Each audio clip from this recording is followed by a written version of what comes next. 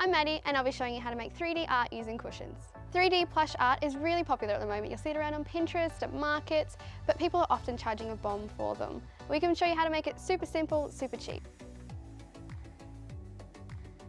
To make 3D art using cushions, you will need a cushion of your choice. I'm using a lion, a hammer, a wooden teapot stand that I'll be using to form the back of our art, a picture hook and nail, and a Sawtooth Mount, hot glue gun and glue stick.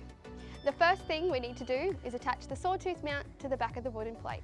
Position the Sawtooth Mount about 1/4 of the way down in a central location. Then take your tiny nails and hammer them in. Don't get your fingers. The mount is in place. Now we're going to flip it over and pop some glue on the back.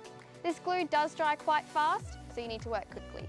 Before you start gluing, be sure to know where the top of your mount is to line up with the top of your cushion. This step is crucial so you don't have a lopsided piece of art. And just stick it down. If you feel you need more glue, you can just tuck it under because it is plush. The only thing left is to hammer our hook into the wall and hang our art.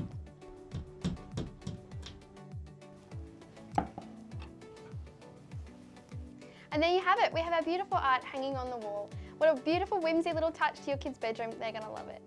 This lion has made this kid's bedroom rawsome.